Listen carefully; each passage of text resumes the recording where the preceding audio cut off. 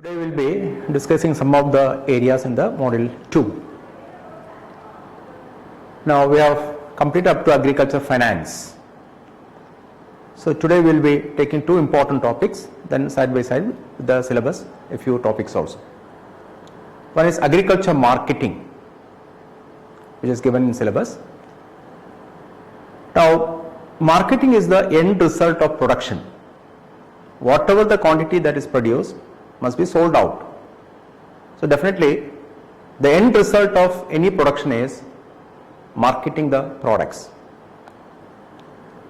Indian farmer has three outlets to sell his commodity.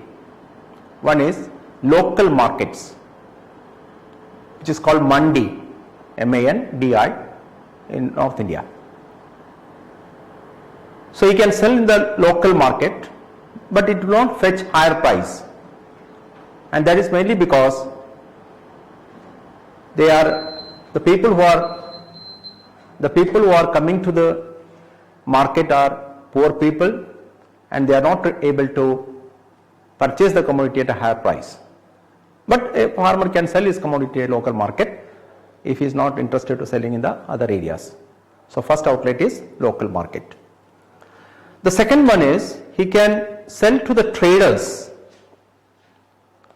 Traders from other areas, especially in the urban area, during the harvesting period they go to the village and they will buy the commodity. That will be also at a lower price. So they exploit the farmers by saying that there is glut in the town market and reduce the price of the commodity.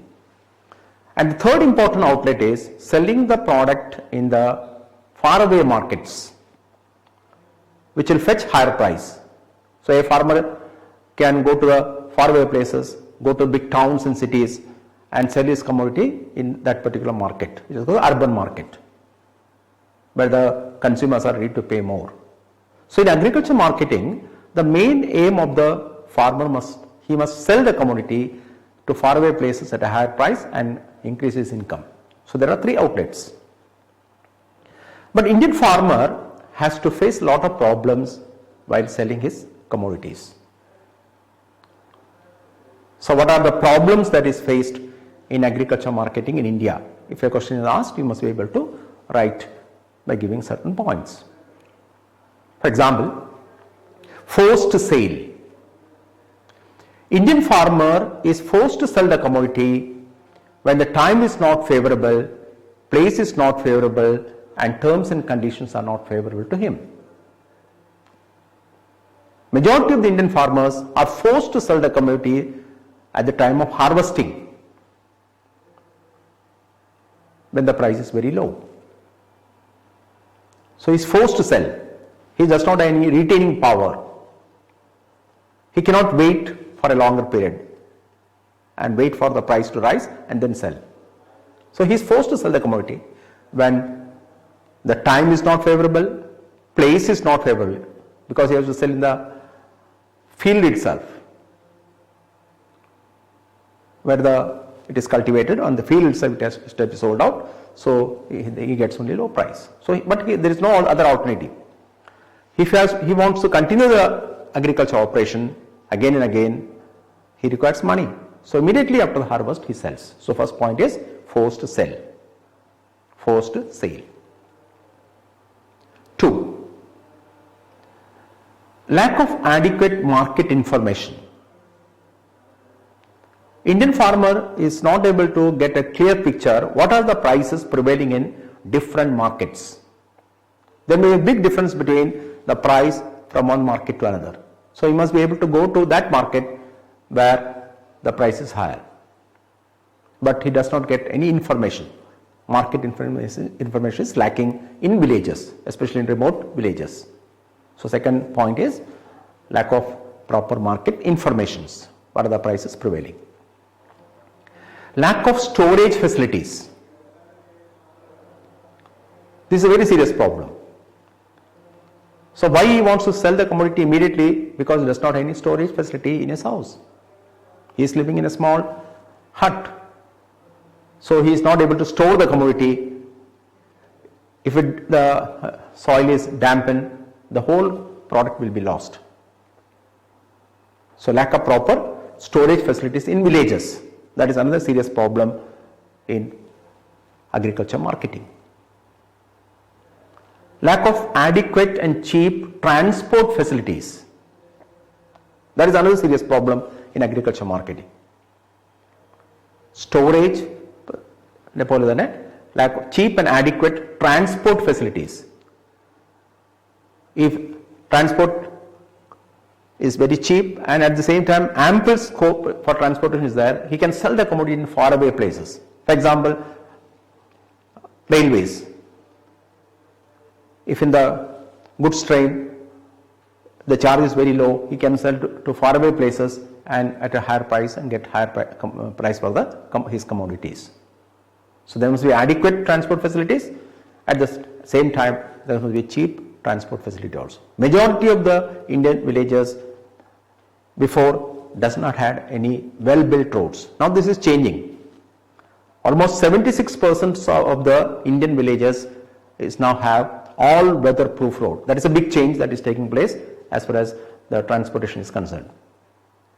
So if you want to sell more products in different faraway places, there must be well adequate transport facility. All modes of transport must be available in the villages.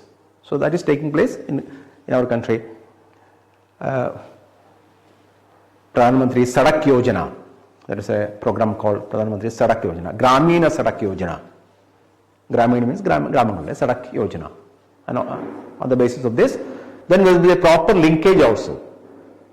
Village road must be connected with some district roads. District road must be connected with state highways, and state highways must be connected with national highways. If there is a missing link, then the Indian farmer is not able to sell the commodity in faraway places. This is a serious problem in our country. There is no cheap as well as adequate transport facilities in the country. Malpractices. Even today in some of the Indian markets, there are a lot of malpractices that are conducted, which is a disadvantage to the farmers. Dalals take more commissions. Dalal is actually an agent of a wholesaler and he charges 20-25% commission. So that is why he does not have any interest to sell his commodity in big towns and cities, because a lot of intermediaries. Weighman, he often misleads the farmer by manipulating the weights and measures. Fixing the price under the garb of a cloth, that is a malpractice that is even today exists in Karnataka, Maharashtra, etc. Fixing the price under the garb of a cloth. So a lot of malpractices, which is disadvantage to the farmer. So the price that is given by the consumer, only a part reaches to the farmers. Only a part reaches to the farmers. Remaining is grabbed by dalals, wholesalers, retailers, etc. So if the intermediaries are removed, then the farmers will get better prices. What the consumer is giving, the whole comes to the farmers, so he is in a better position. But in India we have this serious problem of a lot of malpractices that is conducted. Lack of uniform weights and measures. Weights and Measures Act has been passed in our country. We have to use only metric system. Metric system means if you have to measure a commodity and fix the price, then you have to use only centimeter or meter. We should not use inch. The law has been passed. Similarly, another important, if it is an evaporating product, agriculture commodity which is evaporating, then you have to use only liter. And the weight is not lost, then you have to use the word kilogram. This is accepted fact. But even today in different markets you can see that other methods are used. If you want to buy banana in New Delhi, they will sell in dozen. Dozen means 12. Half dozen, egg dozen, never. So it is not widely prevalent even today. Pakka, para. A lot of agriculture commodities are sold by taking the milk made tin. This measure is illegal. Selling the coconut oil on the basis of Horlicks, half kg, half Horlicks bottle. But the system that has to be adopted throughout the country is the metric system, where we have to use either centimeter or meter, liter or kilogram.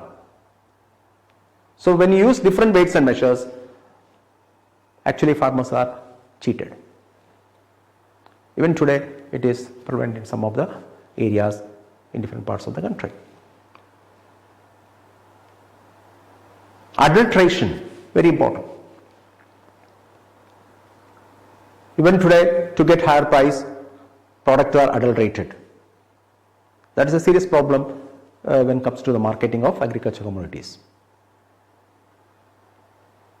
A lot of commodities which are sold in the market are adulterated. Some chemicals are used, or non-permitted colors are used. It is said that in turmeric they use yellow oxide. In chili powder they use red oxide. In milk they use water. Ghee they use dalda. So adulterated products are also coming into the market in a big way. Actually, here the consumer, the farmer will be benefited, but he will lose the market and he has to go out. If he is punished, then he has to leave the market. So these are the major problems that is faced in the agriculture marketing, which has to be removed. So a question can be asked like this: what are the major problems that is faced in agriculture marketing, and what steps do you suggest to tackle this problem or to remedy the situation? So the essay later you have to give your own opinion. A lot of opinions can be given. For example, for cooperative marketing and processing societies.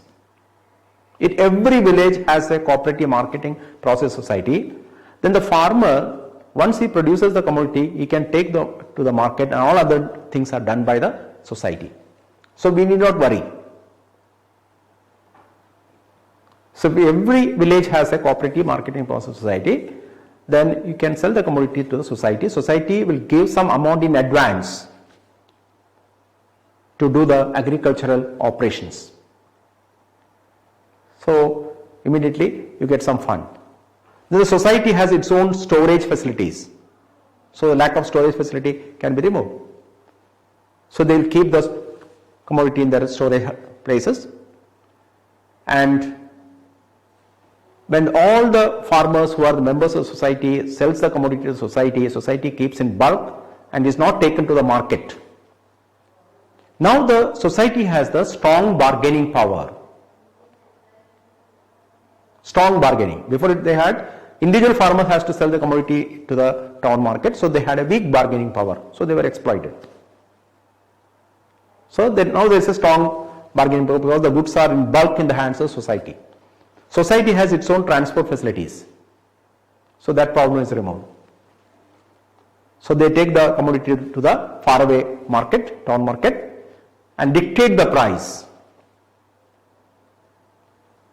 If the market is not ready to, the wholesaler or retailer not ready to accept the condition, they will bring back, keep in the storage. So there will be a scarcity will be created in the town market, and the price in the town market starts rising. Then the society sells the commodity to the town market at a higher price.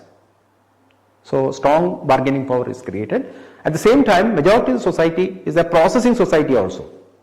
If paddy is taken to the market, they will not get much price. If the society is a marketing and processing society, the paddy is converted into rice. Rice will fetch more price when compared to paddy. And there are some byproducts also. നമുക്ക് ഉമ്മി കിട്ടും.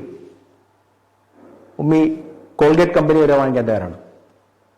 Charcoal tooth paste. So അതിന് extra price. Rice bran, തവിട്. That has become a popular oil. Rice bran oil is available in the market. So you get additional price for the even bran, rice bran as well as other byproducts from processing of the paddy. It will fetch more price. If rice is not giving better prices, you can convert into rice powder, put a brand name and sell it, which will fetch higher price. So almost all the problems of agriculture marketing to a farmer can be removed by establishing well-built cooperative marketing and processing societies. So the best method is that.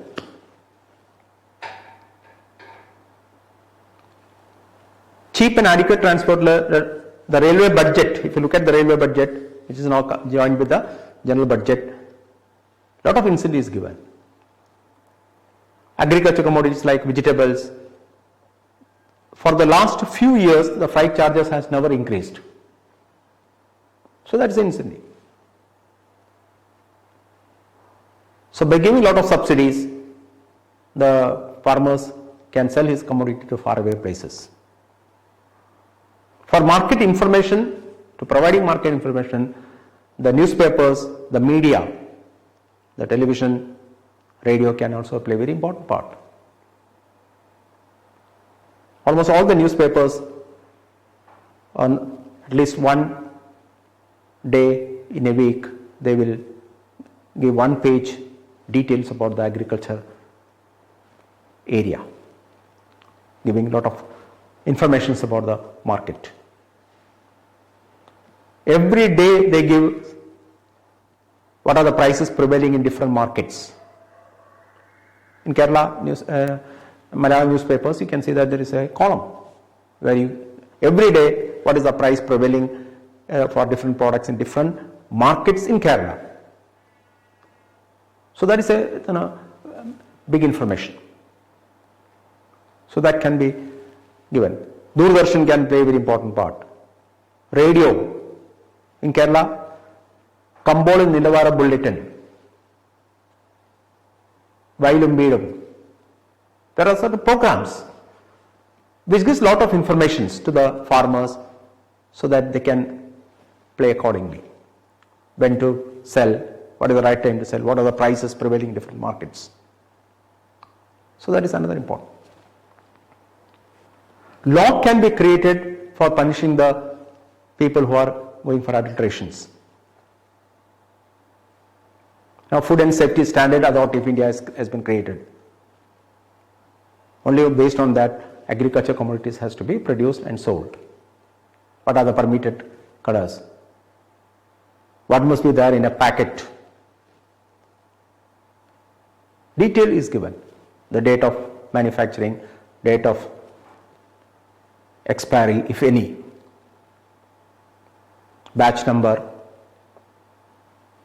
Food and Safety Standard Authority, license number, ingredients. If the permitted color is used, that must be clearly depicted. If permitted chemicals are used, that must be clearly written on the cover. So everything is given. Law is there. The law has to be properly applied by the people. So that will give a good picture. Regulated markets. That is very important. So regulated market is not available in almost all the states.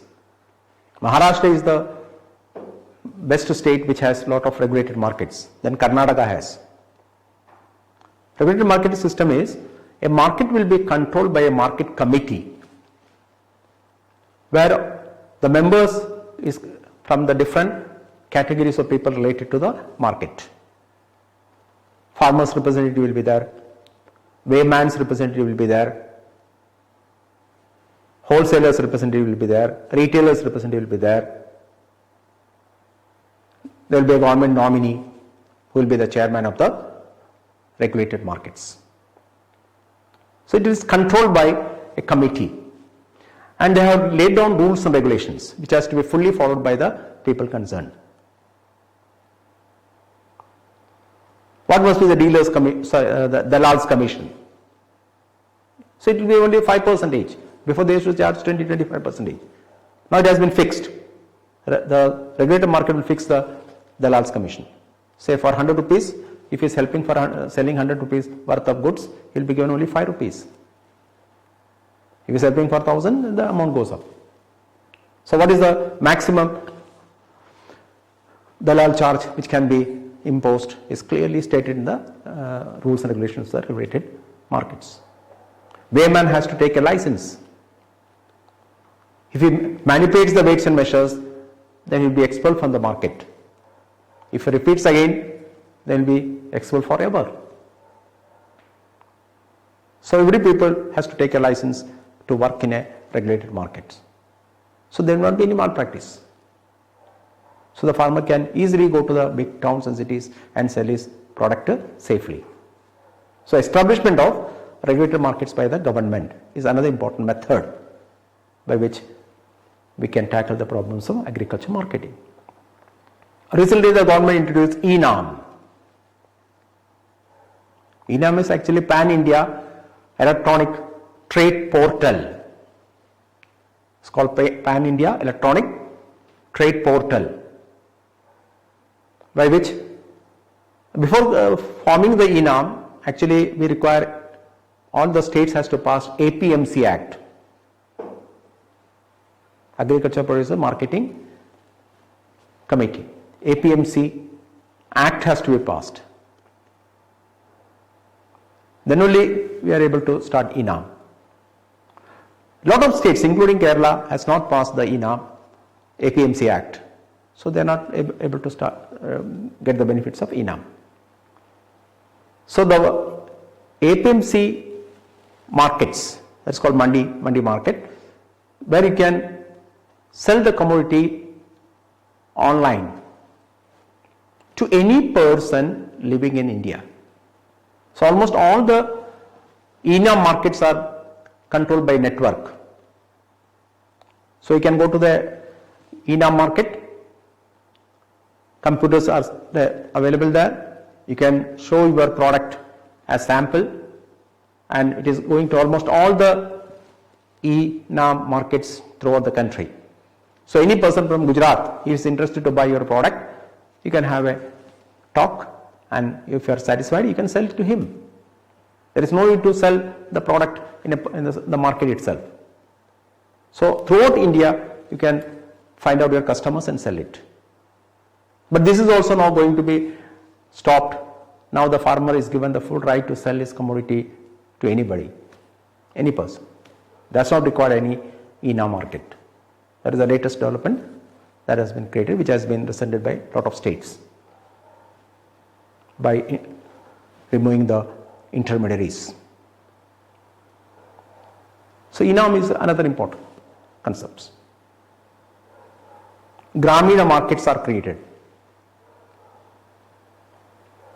So the new changes will bring the farmers in such a way so that he has a full right to sell his commodity to anybody.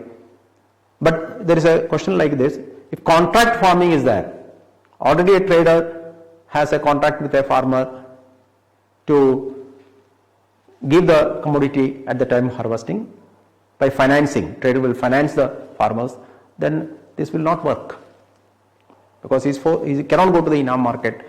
He has to sell the commodity to the trader if there is contract farming in the country. So these are the points which can give to write that particular essay if it is asked something about the marketing of the product. So that is one important area. Second very important is green revolution. Here we have to give through two phases, phase 1 and phase 2. Green Revolution. The father of Green Revolution, everybody knows, Swaminathan. M.S. Swaminathan is the father of Green Revolution in India. Norman Borlaug, he is the father of Green Revolution in the world. Norman Borlaug.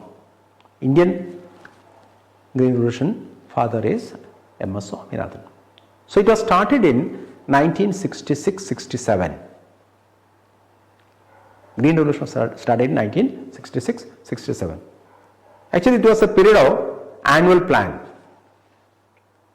It was at that period, annual plan period, not fire plan, annual plan period that Green Revolution was started in our country.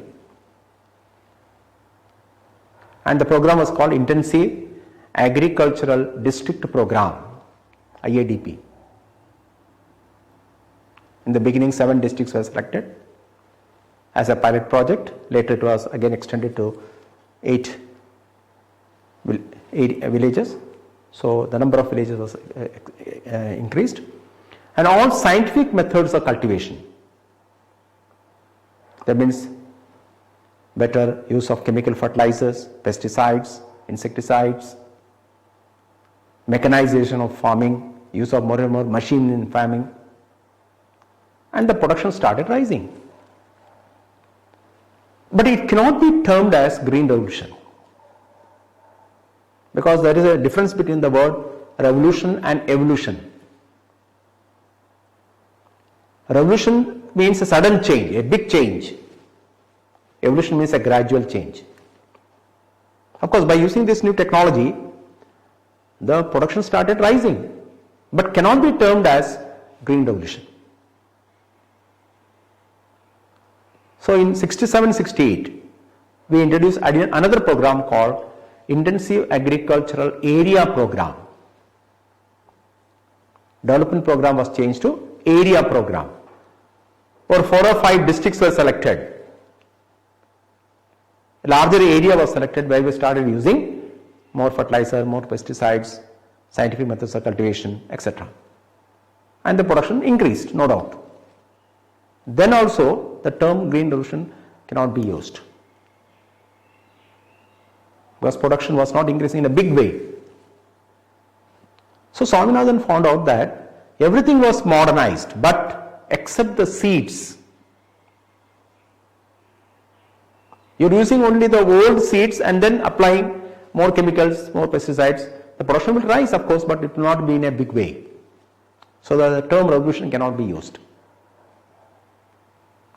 So it was in 1968-69 onwards, we introduced a program called HYVP, High Yielding Variety Program. High Yielding Variety Program, HYVP. And this program suddenly increased the production manifold times. Then the term Green Revolution became correct. But when was Green Revolution started? It was in 66, 67. But with the coming of the HYVP program, there was a big change in the production of almost all the commodities. So that is why HYVP program, High Yielding Variety Program, helped in the Green Revolution in the country. So that within that particular 1 year, India became almost self-sufficient in food grains and was able to provide ample raw material to the Indian industries. So we were able to start the 4th plan from 69 to 74. Here a question can be asked: what are the factors that contributed to Green Revolution? So some people will write the seeds, HYV seeds. It's not the single factor that led to Green Revolution. A number of factors combined together to create Green Revolution in the country. So the essay can be asked, what are the factors that contributed to the Green Revolution? Of course, the first point is HYV seeds. HYV seeds or wonder seeds. HYV or wonder seeds. അത്ഭുതകരമായിട്ടുള്ള വിത്തുകൾ. A lot of new varieties came. For example, rice, Jaya, Vijaya, Rohini, Annapurna, IR8, Tainan, TN3. Lot of new varieties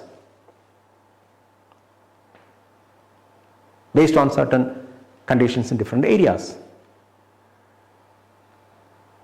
In wheat we introduced Sona, Sonera, TB18, Mexican variety.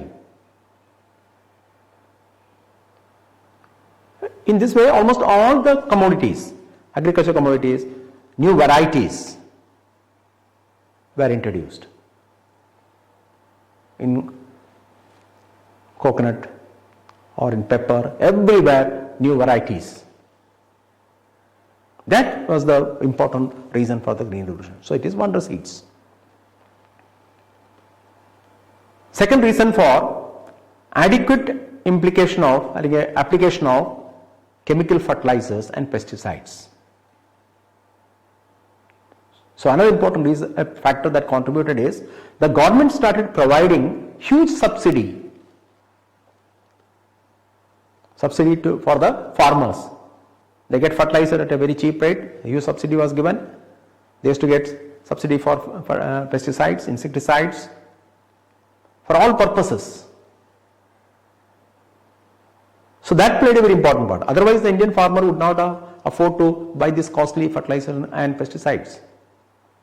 The Green Revolution would not have taken place. So government policy by giving huge subsidy to fertilizers, pesticides is another important reason for the coming of the Green Revolution in India. So second point is cheap and adequate means of chemical fertilizers and pesticides. Of course, in the second Green Revolution, we will criticize this, the application of more fertilizers and pesticides. But at that time, the main aim of the government was to produce larger quantity. The economy was completely perished. It was in a very deplorable condition. So we have to make a big change. So at that time the main aim was to produce more. So that is why we say that the use of more fertilizer and pesticides also contributed to Green Revolution. Mechanization of agriculture, that played a very important part. Lot of machines were used in agriculture. If you look at the success of Green Revolution in Punjab and Haryana or parts of Uttar Pradesh, you can clearly note that there are lot of tractors, power tillers, sowing machine, harvesting machines were used in a big way. So that played a very important part. So you can give this point as another point for success of the Green Revolution. More and adequate irrigation facilities. That is very important. Lot of tube wells were started in different parts of the country. Tube wells played a very important part. In Punjab, Bhakra Nangal Dam. In other parts, a lot of canals, Indira Gandhi Canal. So a lot of canals were created. So all irrigation facilities were increased. We need not depend upon the monsoons. Due to irrigation facilities in Assam, Odisha, that particular area, Bihar, etc., rice cultivation 3 times in a year. In a major part, only 2 times. Now here 3 times was able to be cultivated because artificial rainfall with the help of irrigations, especially sprinklers. So it helped the country to produce more. So use of more and more machines. If mechanization was not there, the Green Revolution will be a failure. So another reason is that. Adequate finance. With the coming of the Green Revolution, the agriculture has become costly affair. It became more and more capital intensive. Before, agriculture was actually labor intensive. With the coming of the Green Revolutions, where it has succeeded, normally capital intensive technology was used. So it requires funds.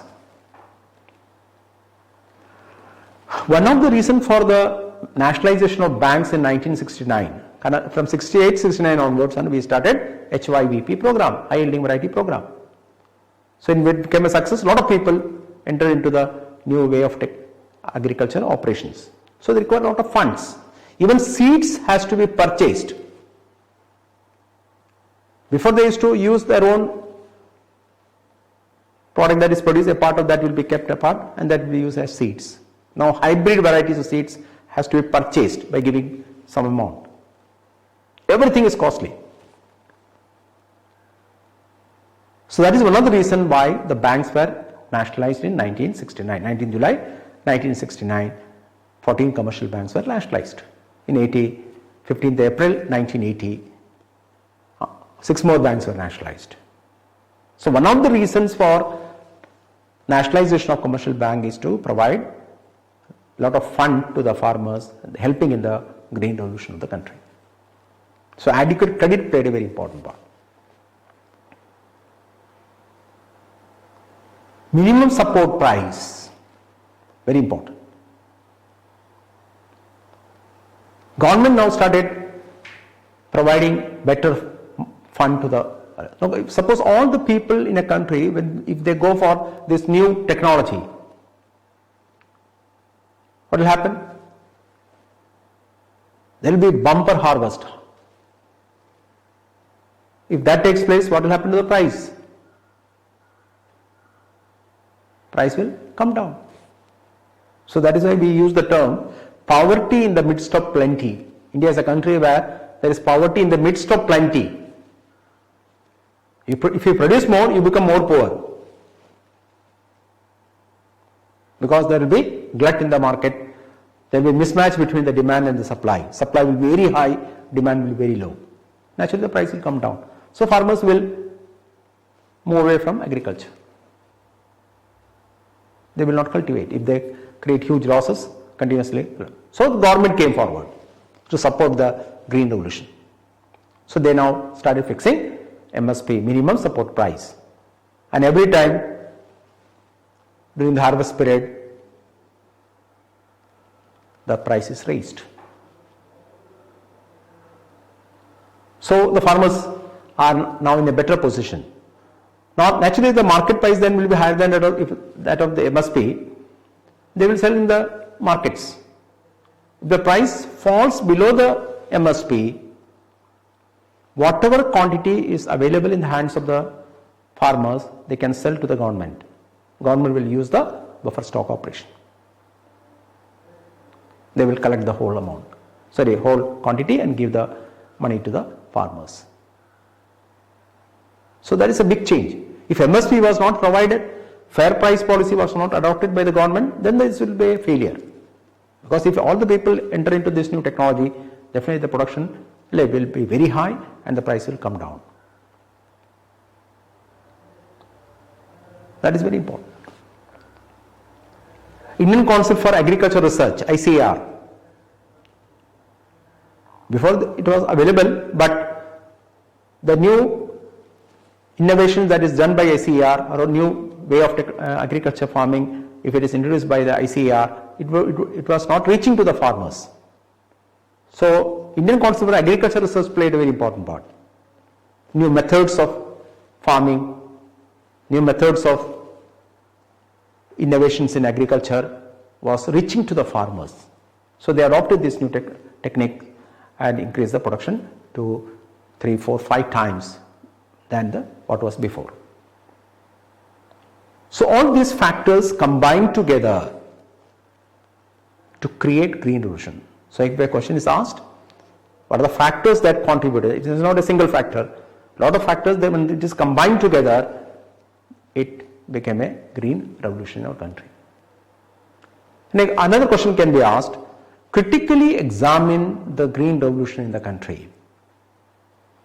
Critically examine the green revolution in the country. Critically examine. Here you have to focus on certain things. There are two views. In the phase 1, Green Revolution, we have to, when it is criticized, there are two groups of economists. One group of economists are of the opinion that spectacular change has been brought after Green Revolution in India. A big change has taken place in India, which is visible. There is another group of economists in India, they said that there is neither green nor revolution. These are the two views which is wrong. They are the two extreme views, because the truth lies in between the two. So that we have to analyze when a question is asked, critically examine the Green Revolution. So nothing has happened, no, if you say that is wrong. Big change has taken place, that is also wrong. So the truth we have to be found out by taking the middle path. One point is very clear, that with the coming of the Green Revolution, there are a lot of commodities where big change took place. So that is why we say that it is not full correct, it is partially correct, that Green Revolution had played a very important part in certain commodities. For example, I will give the example of wheat. In wheat, we made a big change after the Green Revolution. In wheat. Because I will give an example of a district in Punjab that is called Ludhiana. In Ludhiana, the yield per acre was more than that of Mexico. Because the yield per acre, if you look at the yield per acre, the highest yield is coming from Mexico. And Ludhiana was a district in Punjab where the yield was more than that of Mexico. So wheat succeeded. Green Revolution has helped in a big way. Tuber crops. Tuber crops, there is a big change. Tuber crops means underground roots. Chena, Chamber, Marichini, another. Casanova. Cassava. Tapioca. In underground roots, big change took place. Now we started producing from one plant itself 25-30 kgs. Yam, or is called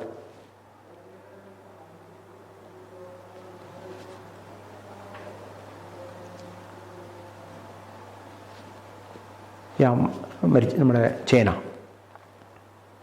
All underground roots, there was a big change. Production started rising, the size became larger, so yield per acre increased manifold times.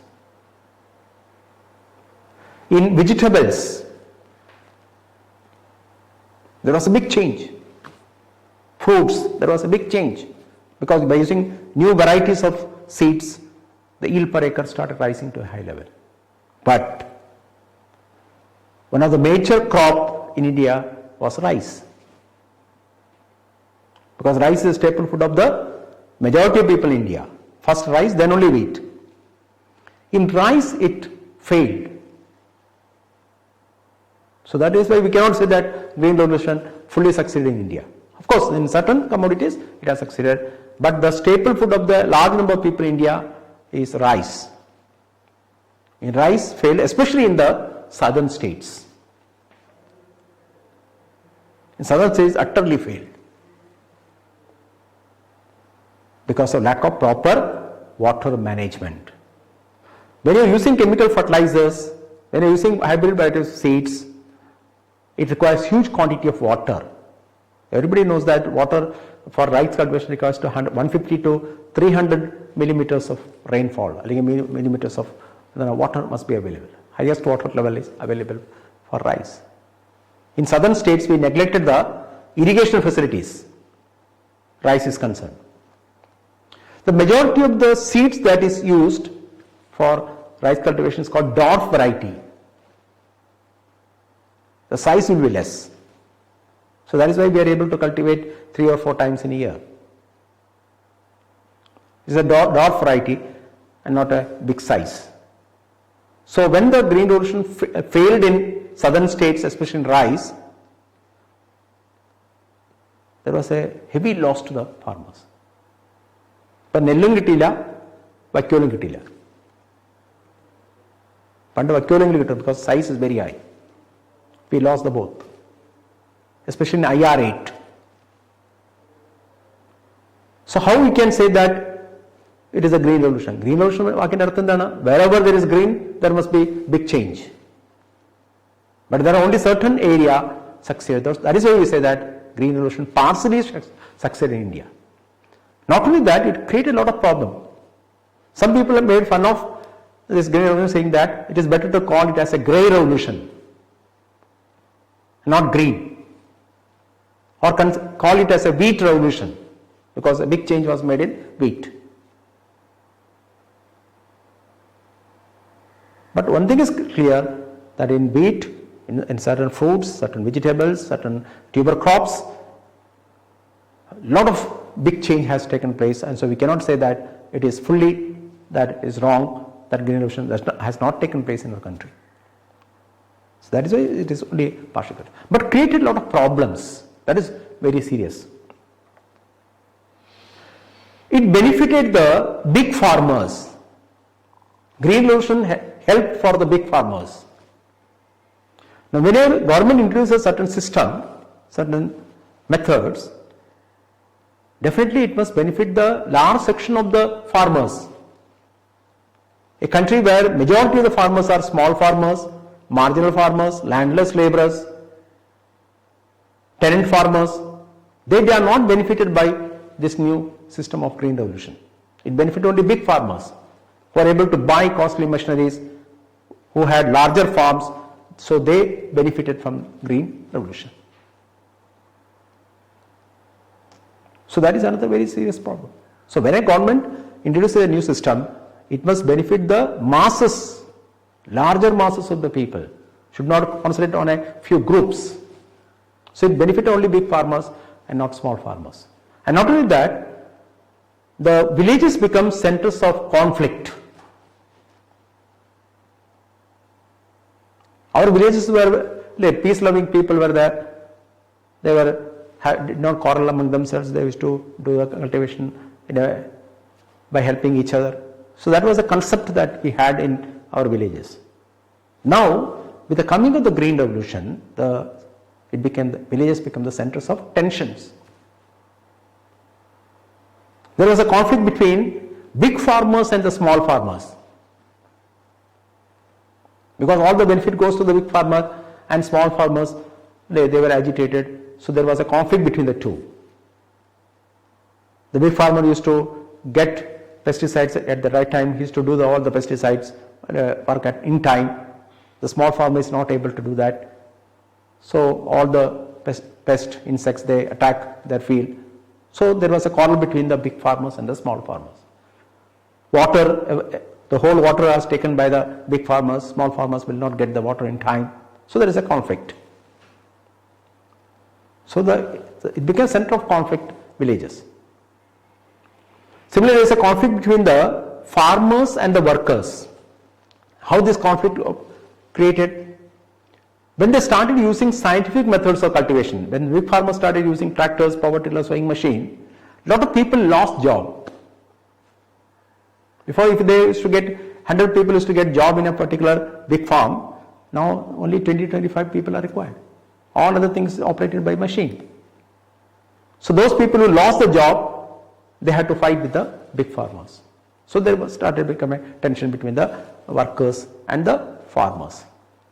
Conflict between the farmers and the workers. Those workers who lost the job. So they feel that the machinery played a very important part to lose our job. So they destroy the machines. And there is a conflict between the big farmers and the workers. Again, there is a conflict between workers and workers. Between workers and workers. Now how? Suppose 100 people were before getting job, only 25 will get job. If this 25 people used to enter into the farm, it will be prevented by those people lost the job. So there is a conflict. So India became centers of conflict, and that is clearly visible in Punjab and Haryana. Actually, Haryana came later. Punjab and Haryana, these are the two states where this is clearly visible. And those people who lost the job, those people who are not getting new jobs because of the mechanization of agriculture in Punjab area, they became anti-socials.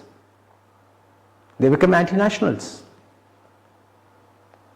They held for movement of Khalistan. Extremist activities were started in Punjab and finally led to the assassination of Indira Gandhi. Blue Star operation. After the Blue Star operation, Indira Gandhi was assassinated. See? So this is a thing that happened in Punjab after the Green Revolution. That is why KPM Sundaram has given a warning that if we are going to start Green Revolution like this all over the India, before coming of the Green Revolution, there will be a Red Revolution. Before coming of the Green Revolution, there will be Red Revolution, given by KPM Sundaram,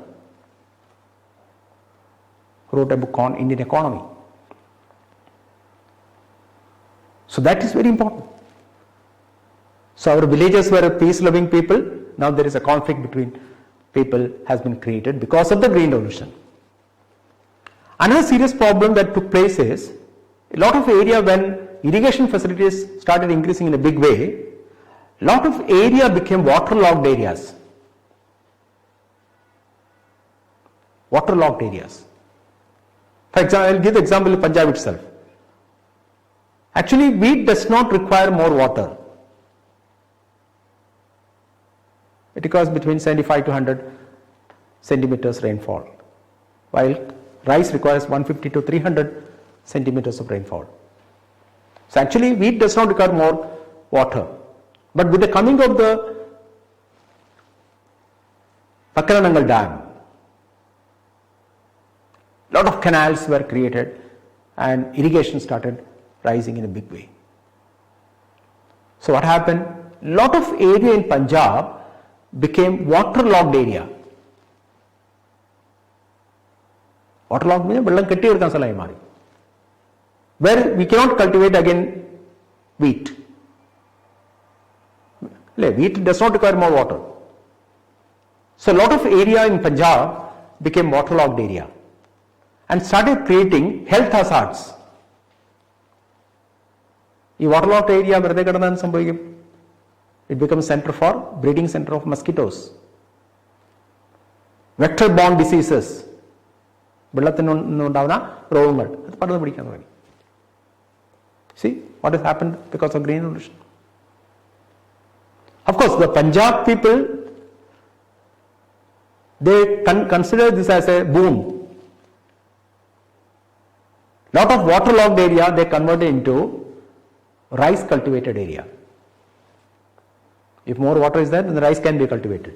So a lot of wheat fields which are waterlogged for a very long time, they convert into rice paddy cultivated area. Rice cultivated area or paddy cultivated area. But they cultivated only basmati rice. And then it was exported to foreign countries and created huge income. So they consider this as a boon.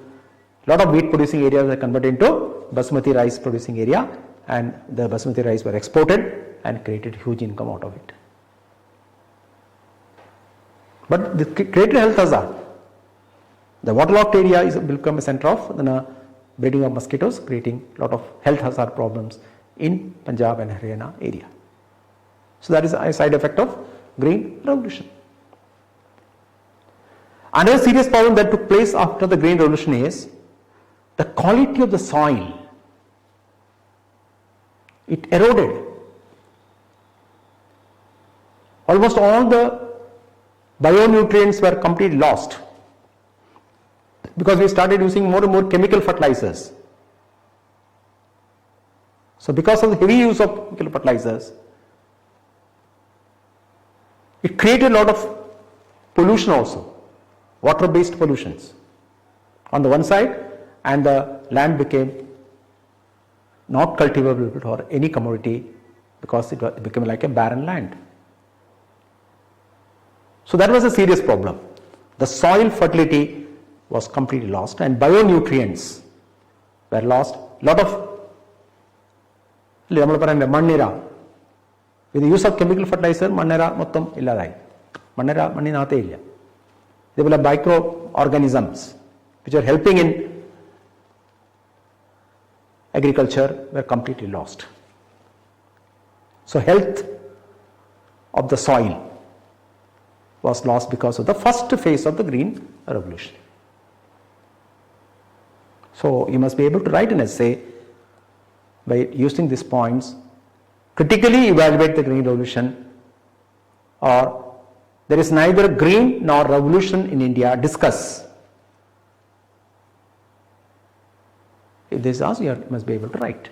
Then what are the factors that contributed to green revolution? That is phase 1. In phase 2, if you look at the food philosophy of India, when we started cultivation in the beginning, we gave more importance to physical access. Physical access to produce quantity of agriculture commodities and consume. Only if there is a surplus, we used to sell it. The main purpose was to producing commodities for ourselves. In the beginning, we were giving more importance to physical access to food. Later on, when the prices start rising, then we started cultivating in a bigger way with the growth of urban cities. Then we started producing in larger quantity for market. And that philosophy is called economic access to food. So if a question is asked, what is the philosophy behind food in India? What is the food philosophy of India? So in the beginning we had only one aim, that is physical access. If something is extra is available, then we either can give to the nearby people as a barter system, or we can sell in the nearby market. But later on changed. A lot of people shifted from food crop to cash crops, because then their feeling was economic access, create more income, and this money can be utilized for different purposes. But now the government policy is environmental access to food. We require food, no doubt, but environmental, without damaging the environment. So today we are on the third side. Production has to be increased, but at the same time should not affect the environment. So in the phase 2 onwards, that is from 2000 onwards, we are giving importance to the second phase of green revolution, which is known as rainbow revolution. And after that, the evergreen revolution. So what is green revolution and what is rainbow? What is lost in the soil has to be regained. For Mannera illatha sthalathu Mannera veendum varanam. But ഇപ്പോൾ നമ്മൾ ചെയ്യുന്നത് എന്താണ്? African മണ്ണിര വാങ്ങിച്ച് പൈസ കൊടുത്ത് വാങ്ങിച്ച് manoeuvre അതിനെ വേസ്റ്റ് സാധനം ഇട്ടിട്ട് അതിനകത്ത് ഇതിനെ വളർത്തി വലുതാക്കി പിന്നെ അതിൻ്റെ മാനുവർ നമ്മൾ പാടത്ത് ഉപയോഗിക്കും. നേരത്തെ ഈ മണ്ണിര മണ്ണിനകത്തുണ്ടായിരുന്നു. So the next important phase of the green revolution is convert the green revolution into rainbow revolution.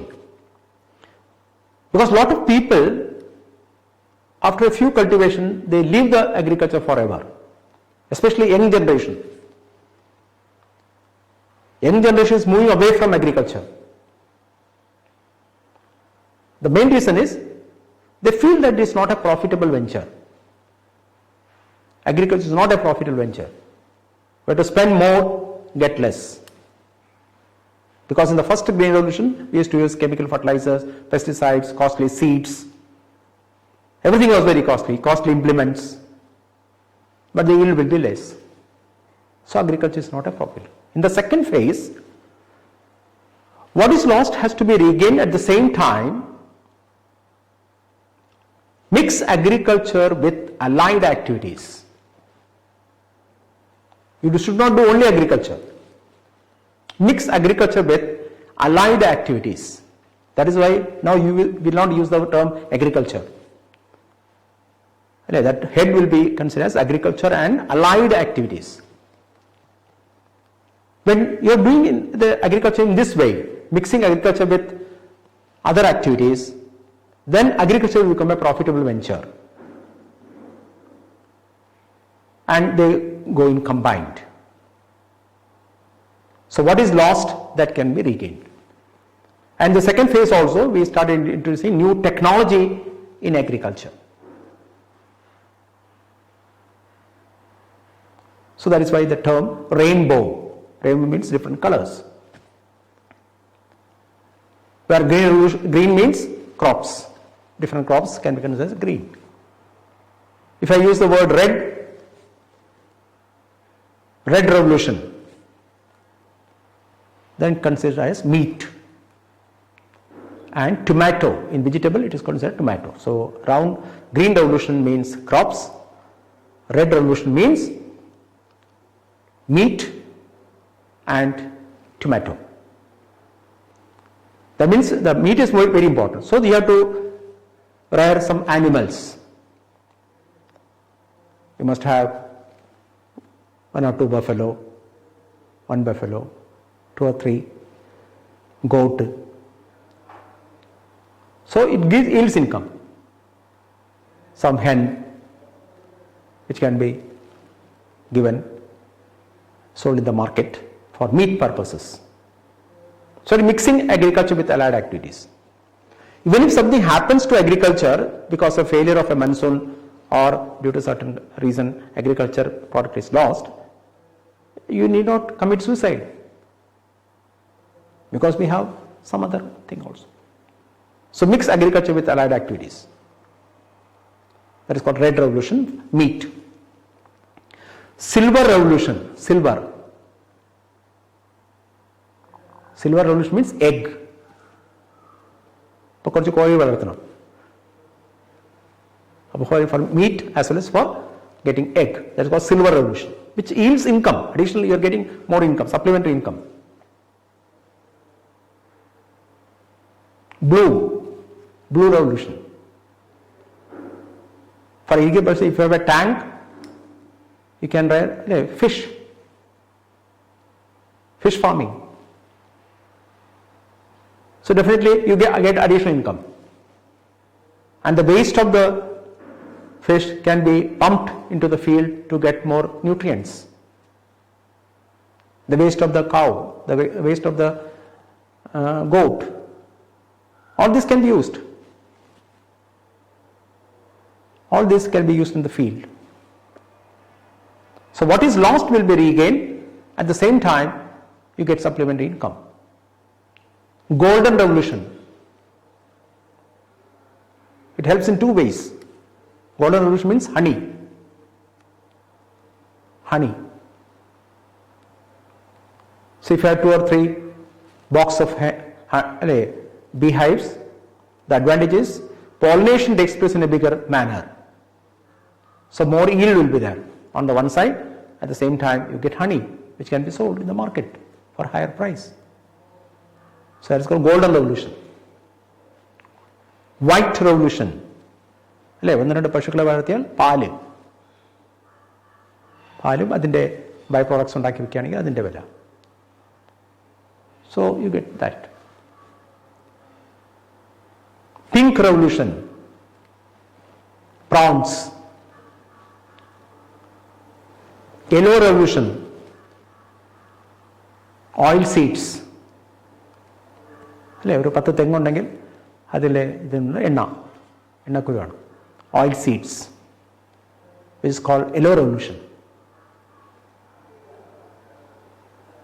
This type, that revolution is called rainbow revolution.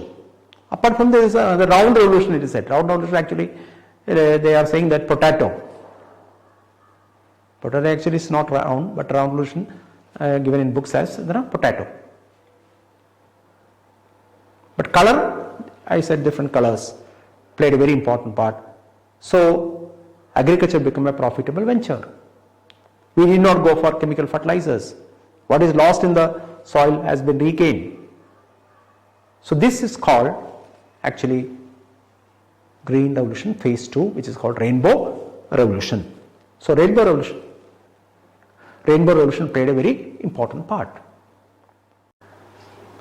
Again, in phase 2 of the Green Revolution, we can see that a lot of new methods of agriculture farming came into existence.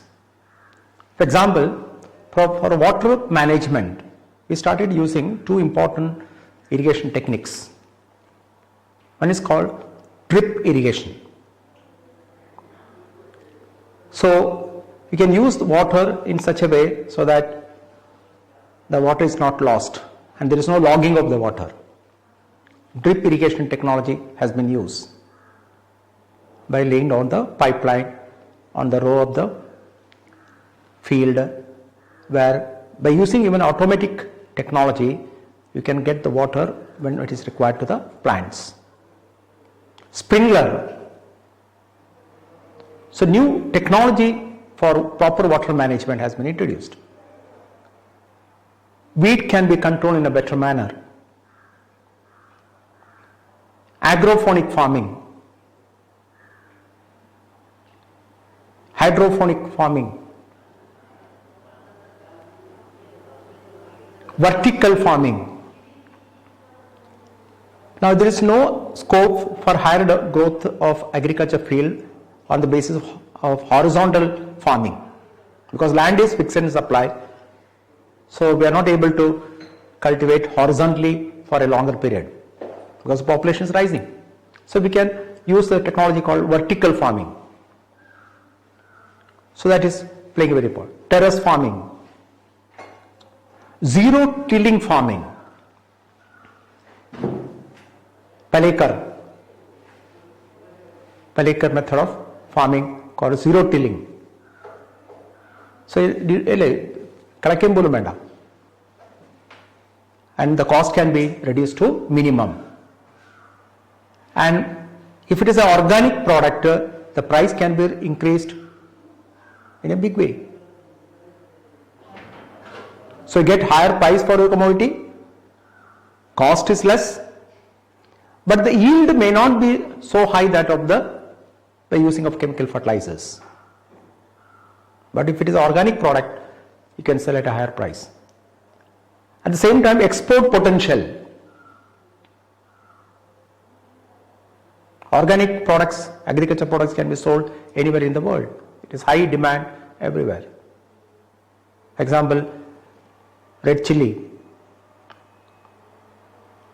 turmeric. These are the two important items which is exported to faraway places. Cumin seeds. So organic farming played a government introduced a system also called Rashtriya Parambaragat Krishi Vikas Yojana, Parambaragat Krishi Vikas Yojana, helping for the organic farming. For northeastern region, organic farming is going to play a very important one. Northeastern region, special scheme has been created by giving emphasis to organic farming systems. So on the one side, government supported, and new methods of technology in agriculture has been utilized. So organic farming plus mixing agriculture with allied activities, you can increase the health of the soil. At the same time, what is lost is regained. So environmental loss is mitigated and you can produce more and more from agriculture. So that is called phase 2, called Rainbow Revolution or Evergreen Revolution. Pradhan Mantri Krishi Sinchai Yojana was introduced, and Krishi Sinchai Yojana is helping in agriculture by using two important mixing of almost all the already program that existed in irrigation. Krishi Sinchai Yojana, when it is actually there is a convergence of lot of old schemes that was existing in our country. More water must be available to all the fields. हर खेत को पानी, എല്ലാ പാടത്തും വെള്ളം, हर खेत को पानी. Similarly, per drop more crop. Before you used to, through canal, huge quantity of water was sent to different fields, which is actually not required. Per drop more crop, where the use of sprinklers, drip irrigation, etc. played a very important part. Mixing agriculture with fishing, hydroponic farming, agrophonic farming, without any soil, zero soil farming. These were the new technology that was heavily used in the phase 2 without affecting the soil quality. Health card was given. Health card, that is soil health card. So what is available in the field, the farmer gets a card. Which is not available, that at least you can give only to which is required to the farm, and thereby reduce the quantity of manure in a particular field. So bionutrients can be increased. So once again, from the physical access, the philosophy of the food where physical access was used, we are now slowly moving to the third one, that is called environmental access to food. So these are the good topic, phase 1 and phase 2 in green revolution. Next important topic we are going to study is the National Food Security. National Food Security Act was passed in 2013. The aim was to provide quantity and quality food to the people, especially to the vulnerable classes, poor sections of the society. So that was the aim of NFSA, National Food Security Act of 2013. So it is also going to help the children. It's going to help the pregnant women, lactating women. They are entitled to get up to 6,000 rupees, not less than 6,000 rupees. Entitlement for helping the pregnant women, lactating women, and children within 6 months. In the National Food Security Act also given children up to 14 years of age, they must be provided nutrient foods. Either they must be given in schools, or they can carry from the school to their houses, which has carbohydrates, vitamins, nutrients, foods. So that is why the National Food Security Mission plays a very important part, NFSM. Food Security Mission. If the National Food Security Mission plays its part correctly, then what is said in the Niti Aayog 3-year action plan, by 2022, the farmers' income will double and the food production also increases. For example, in 2007-8, National Food Security Mission said that by 11th plan, rice production has to increase by 10 million tons, wheat by 8 million tons, pulses by 2 million tons. So when it was achieved, so National Food Security Mission in 2016-17 again increased, that the food production must, rice production must increase by 10 million tons extra, 8 million tons by the wheat, 3 million tons pulses, and 2 million tons of oil seeds. So So NFSM mission is the main aim is to increase the production of especially those goods which is highly required to the people. Now another important measure for food security is actually PDS, Public Distribution System. Public distribution system means providing essential commodities to the people, especially the poor, at reasonable prices through their fair price shops.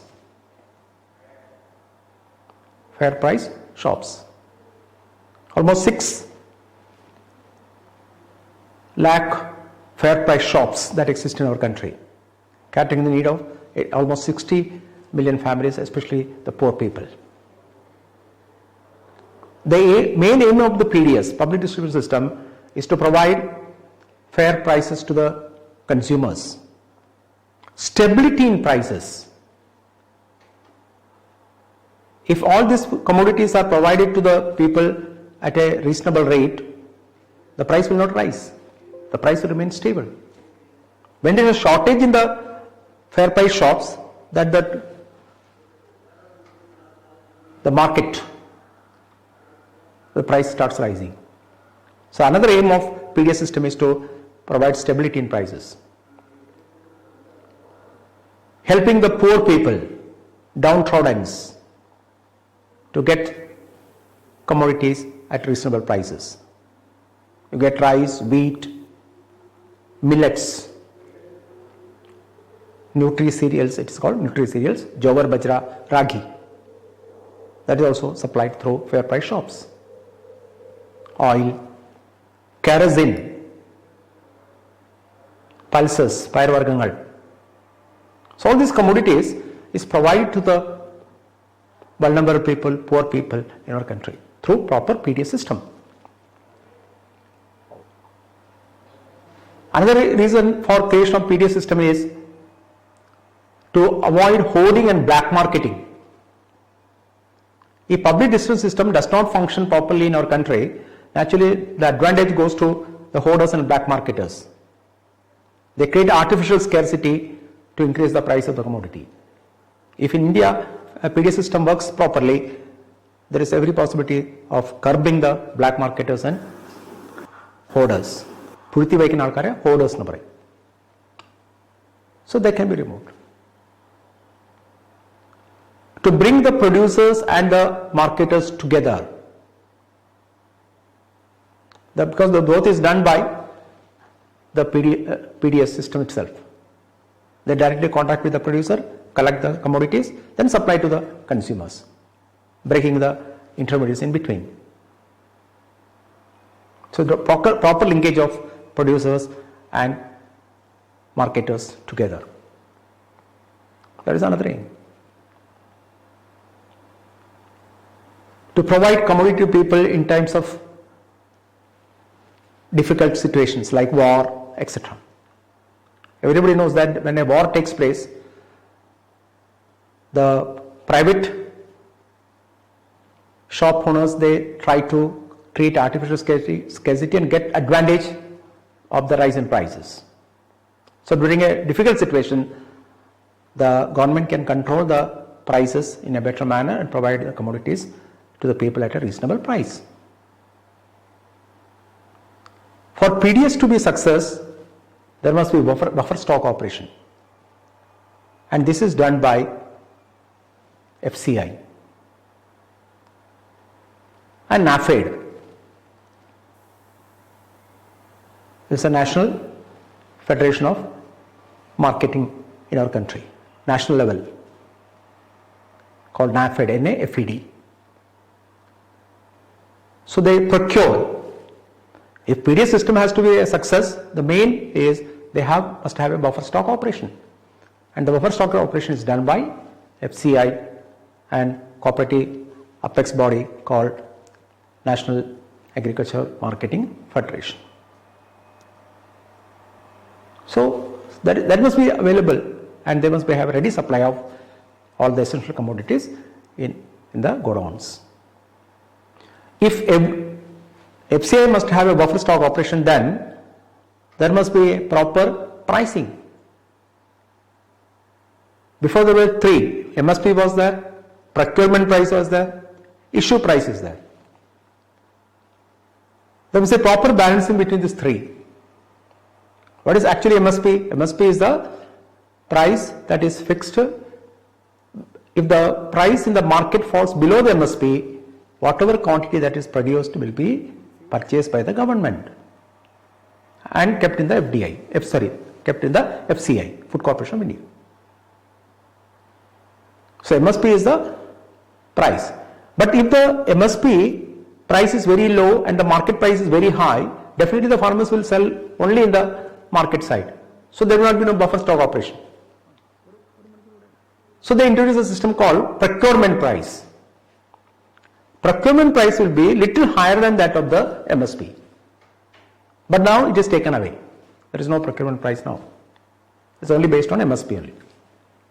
Only if the market price falls below the MSP, the government will purchase the whole commodities and keep in their buffer stock as a buffer stock operation and sell it. Of course, the Kerala government has introduced a new system for even vegetables. They have now MSP. If the price falls below the MSP in the market for vegetables, government is ready to purchase, and the government duty is to sell it through horticrop or some other agriculture agencies. So buffer stock, if it has to be success, then the government must get all these commodities in time and stock in the FCI. So before there was MSP, procurement price, but then now there is no procurement price. Issue price means the price at which the PDS system it reaches to the consumers. Issue price is always less than MSP and market price. So issue price will be very low. That is why we say that huge subsidy is given by the government to make the PDS system effective and give food security. Naturally, the government has to sell the commodity to the people through PDS at a very low price. If they have a white card, in ration card, they have a white card, they will get the commodity when compared to the market price will be very low. If the market price is 20 rupees for rice, they will get at 9 rupees something. If the vulnerable people are there, very poor people are there, then they get very low price. So huge subsidy is given by the government at issue price. So these three terms must be very clear. What is MSP, what is MSP price, procurement price and issue price. Procurement price is not available now. These two are available. So there is a big gap. So at what rate MSP price is fixed? Below that the price will be issue price by giving you subsidy by the government. For example, in the PDS system itself we have certain things. For example, in January 1992, they introduced a system called Revamp PDS. Revamp PDS. Revamp PDS means they have selected 1,700 blocks, the most difficult areas of the country where revamped PDS system was adopted. 1,700 blocks in our country, which was a difficult area in the country where this PDS system was introduced, called Revamp PDS. In June 1997, they introduced Targeted PDS, TPDS, to find out the actual poor people who are deserving, and they must be given rice, wheat, pulses or millets or oil, kerosene, etc. at a very low price. They are called Targeted PDS, TPDS. That was in June 1997. In December 25, 2000, they introduced Antyodaya Anna Yojana. AAY. December 25, 2000, they introduced Antyodaya Anna Yojana, targeting whom? Poorest of the poor. വളരെ ദരിദ്രരായ ആൾക്കാരെ കണ്ടുപിടിച്ചിട്ട് they will be given 35 kilograms of rice or wheat or pulses, cereals, jowar bachara ragi, millets at the rate of 3 rupees, 2 rupees, 1 rupee. In 2000, December 25, they introduced this concept, Antyodaya Anna Yojana. See the subsidy now. If the market price for rice is 25, 30 rupees, you get at rupees, 3 rupees. So remaining has to be given by the government by giving subsidy at a very low price. But the deserving people, right person.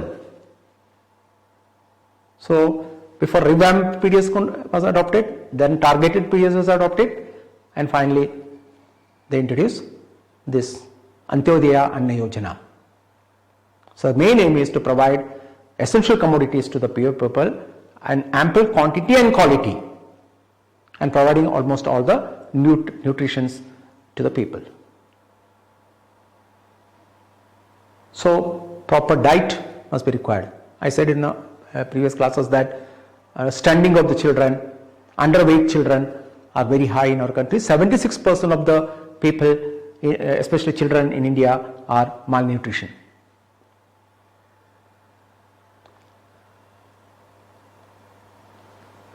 Noon meal scheme that was introduced because required nutrients must be obtained to the children for better education. So in all schools, noon feeding was introduced because malnutrition is very high in India. All people must be able to get enough food. So by 2022, on the one side, farmers' income has to increase, the income has to be doubled. At the same time, nutritious food must be available to the people in our country by 2022. So that is why the National Food Security Mission was adopted, fixing a certain target to increase the production of almost rice, wheat, etc. And at the same time, Act was passed, National Food Security Act was passed to provide quality food and better quantity to the people. National Food Security Act was passed in 2013.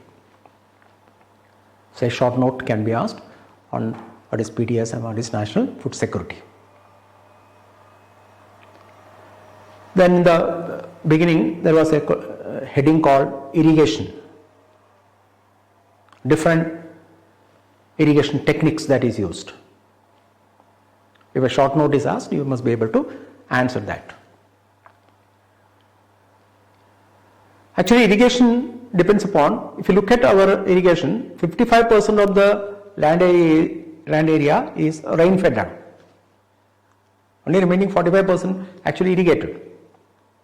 The policy of the government is to bring as many areas possible under irrigation facilities. The age-old long methods were there.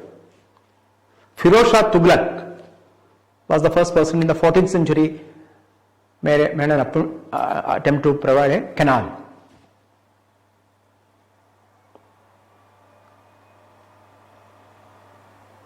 Khilji dynasty, a lot of people were there.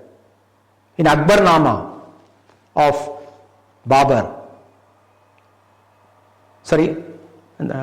Akbarnama during the Mughal dynasty, that is from the Akbar famous book called Akbarnama. A lot of information is available at the type of irrigation that was used in our country.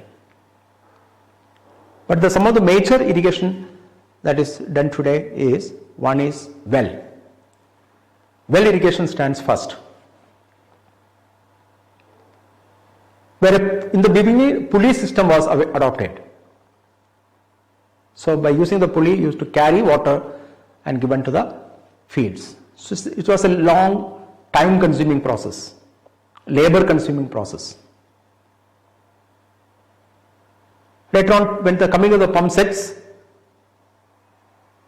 the labor-intensive job was slowly removed. Use of cattle was also used for carrying water from the well to be given to the fields. So later on, the pump sets came, where the electricity has to be available in almost all the parts of the country. When today there are lakhs of villages does not have any electricity. So the government introduced a new system called solar pump sets. So the government can move from the electricity subsidy, because government spends more than 1 lakh crores rupees for electricity subsidy given to the farmers. So if everywhere solar pump sets are established by the government by giving subsidy to the solar pump sets, then actually the electricity subsidy can be reduced to a certain extent. So last 2 or 3 budgets you can see that more importance given to solar pump sets. Tube wells, there is a lot of availability of water at the ground level, underground level. So you can use pump sets. For well, tube wells can be established and you can collect water from the tube wells. So the larger area can be cultivated. If you are using well, only small farm can be cultivated. But if you are using tube wells, this is available in Punjab, Haryana, parts of Tamil Nadu, Andhra Pradesh, Karnataka, Mangalapuram, Kasaragod, different parts tube wells are available. So which method is used in India in the maximum area? It is well. First place goes to well. Second is canal. Canal irrigation is also playing a very important part. Through rivers, construction of dam, and through big canals, the water is flowed to the different area. It helps in basin irrigation. If it is a plain area, water can be available to the whole area coming from the canals. So that is the canal irrigation and the well irrigation. It accounts for 70% of the irrigation that is done in our country. Of the 45% which is irrigated, of which 70% comes from well and canal. So these are the two major. Tanks. Third one very important is tank. In southern states, tanks irrigation plays a very important part, because in southern states the dam will not have water during the summer season, and in rainy season the dam will be filled, but the plant does not require irrigation water during the rainy season, but in the summer season it is fully dried up. So tank plays a very important part. Whatever rain that is during the rainy season or monsoon season, that is collected in a tank. It can be either artificial or natural. Natural tanks also available, or you can create our own by constructing 4 boundaries and collect the water, especially rain water, which can be utilized for 6 to 7 months for some agricultural operations. So tank plays a very important. So we have canal irrigation, well irrigation, tank irrigation. Recently we have introduced certain new system, that is, which I explained before, that is drip irrigation. Drip, DRIP. So with the help of drip irrigation you can do a lot of benefits. Only required water can be given. There is no water loss. Weeds can be controlled. So there is advantage of drip irrigation. You can handle manually or with the help of electronic devices. Controlled water supply can be provided to all the fields through nozzles, through valve. That is another which is becoming very popular nowadays, because water must be used carefully and it is a resource which has to be properly utilized. That is another type. Sprinkler irrigation is another important, which I said before. What is the advantage of sprinkler irrigation? You get even water all the places. If you are using canal irrigation, certain area will get more water and certain other area will not get water. If it's not even, if there is ups and downs, the lower portion get more water, but upper portion will get less water. But by using sprinkler, even water can be supplied to almost all the places. That is the advantage of sprinkler irrigation that is now commonly used in India. Almost 9 million hectares are used nowadays in India by using these sprinklers and drip irrigation. It has to be increased.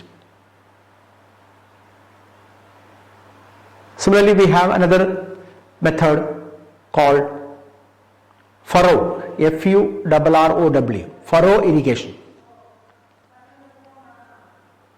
The system is very simple. There will be a row of agriculture operations that is done. In between, we have small channels where water is collected. Those plants which does not require more water, but there is, at the same time there must be moisture on the land, then we can use this method. So there a bund will be created, and on the bund plants will be planted. On the other two sides the water will be there by using not canals, channels. So in between the row there will be channels where the water is collected, and this water can be utilized for irrigation purposes. നിങ്ങൾ കണ്ടു കാണും കീര കൃഷി ചെയ്യുന്ന സമയത്ത് ഇടയ്ക്കിടയ്ക്ക് ചെറിയ ബണ്ട് പോലത്തെ അതിനകത്ത് കീര നടും, ഇടയ്ക്ക് ഒരു ചാല് കാണും, ആ ചാലിൽ വെള്ളം കാണും, വെള്ളം പമ്പ് ചെയ്ത് മുകളിലോട്ടിടും, കൈ കൊണ്ട് തന്നെ എടുത്തിടാം. That's called furrow, F-U-R-R-O-W, furrow irrigation facilities. So if a small question is asked based on irrigation, and definitely you must be able to answer what are different types of irrigation that is taking place in the country. If you look at the syllabus, there is another area where head is given cropping pattern. I have given an essay in the previous classes. But what are the major crops in India? If such a question is asked, you must be able to take the different crops, give an example of some of the crops, where it is cultivated, and give a short account, which is available in almost all the books, etc., related to Indian economy. Kharif crop, Rabi crop, Zaid crop, Z-A-I-D. Kharif crops starts from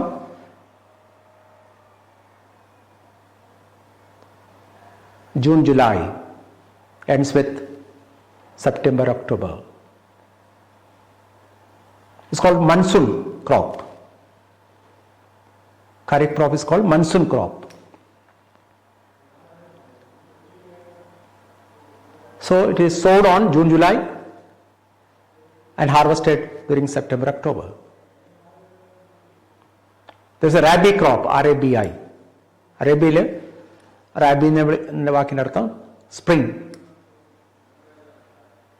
It is not a monsoon season, it is spring season. And spring season starts from September, October, which is sown and harvested in, say, March, April.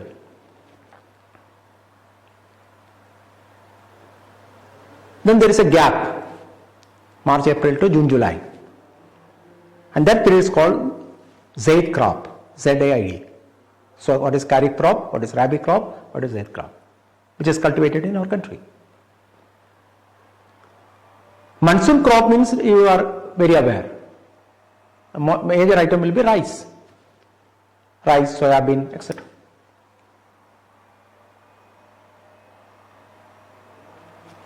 Rabi crop, wheat.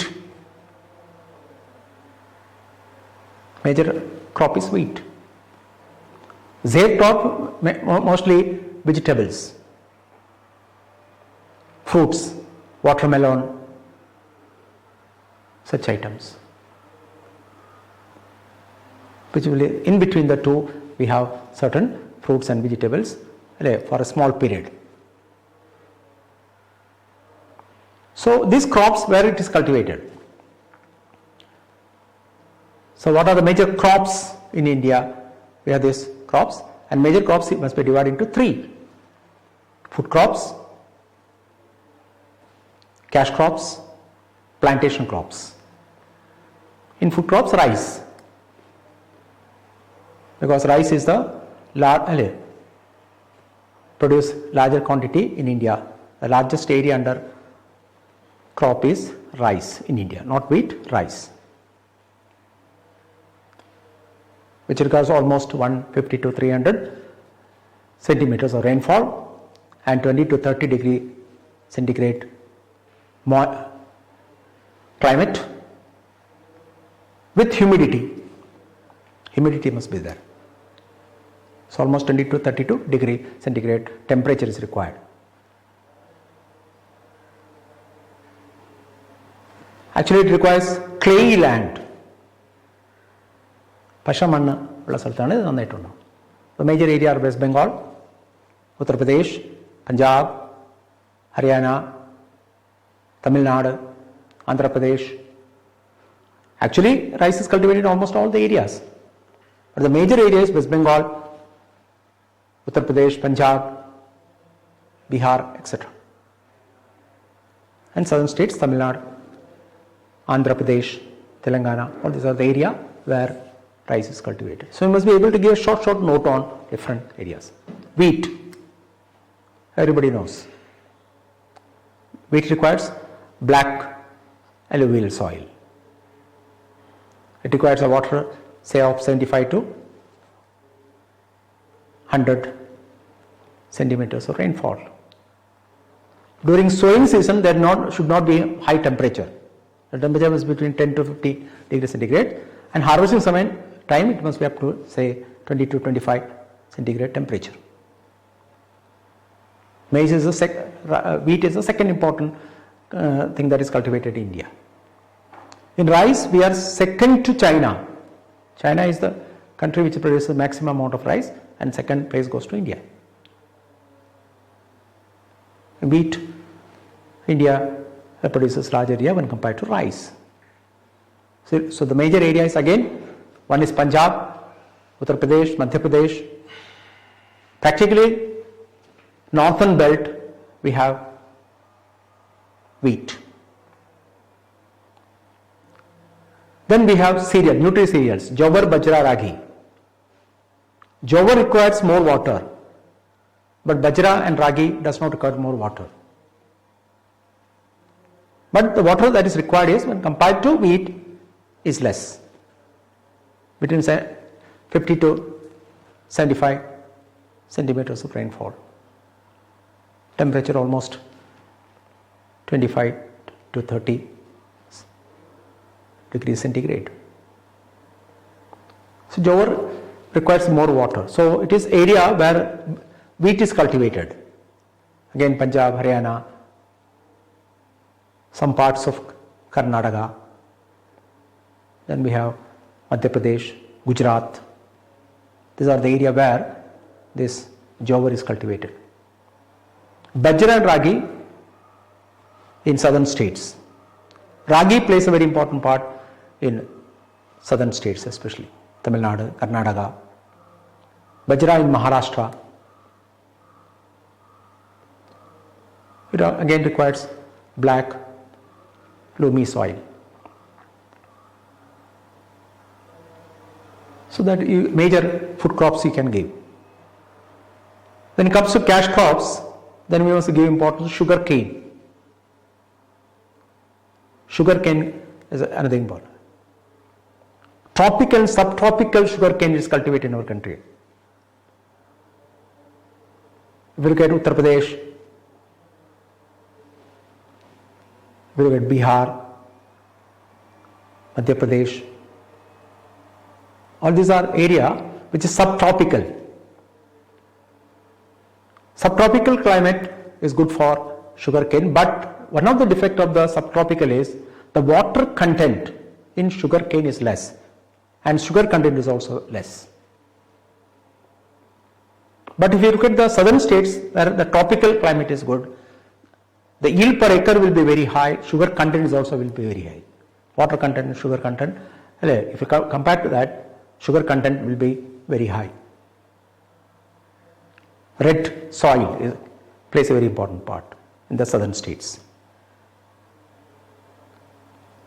In sugar cane, when compared to area under cultivation, India is number 1. But yield per acre, Brazil is number 1. If you say that which is the sugar bowl of India world, then the example is Cuba. But Brazil is the yield per acre is second, India is second, and Brazil is 1. But if you calculate the area under cultivation, India stands first. Sugar cane. Cotton. Cotton also requires black alluvial soil. Here during harvesting season, the temperature must be very high. If rain falls during the harvesting period, the whole crop is lost. And that is one of the reasons why in Maharashtra a lot of cotton cultivators committed suicide.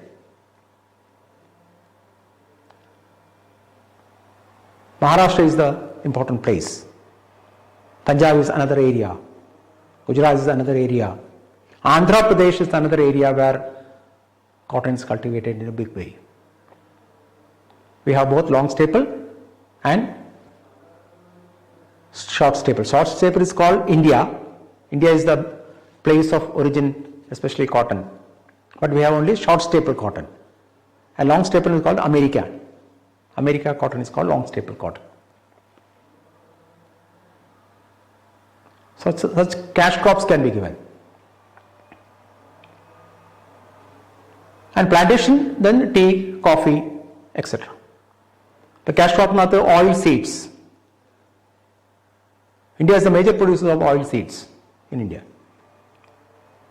Small oil seeds are mainly concentrated in the northern area.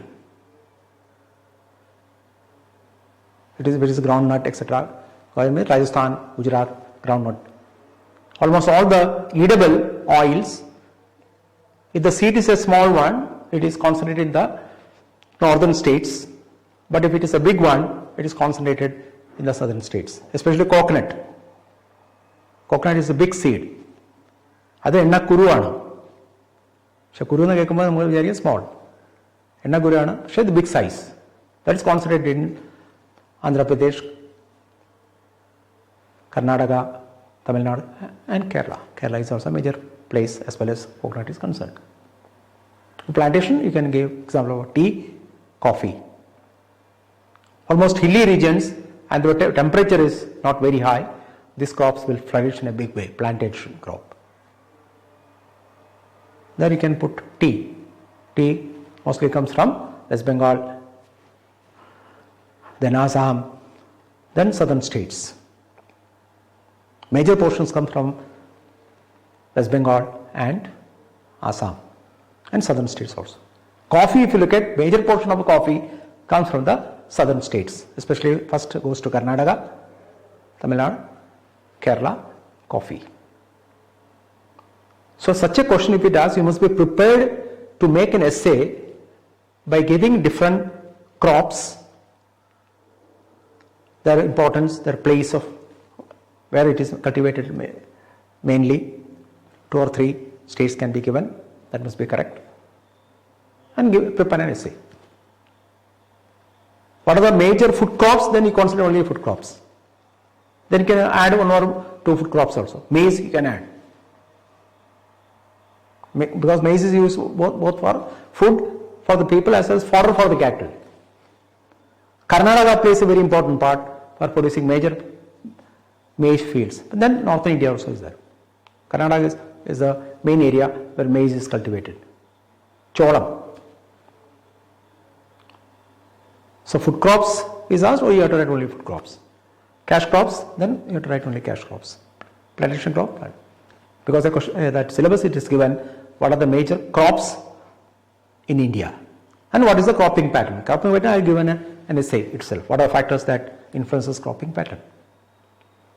So the second module completes and we will take the another portion in the next class. Thank you.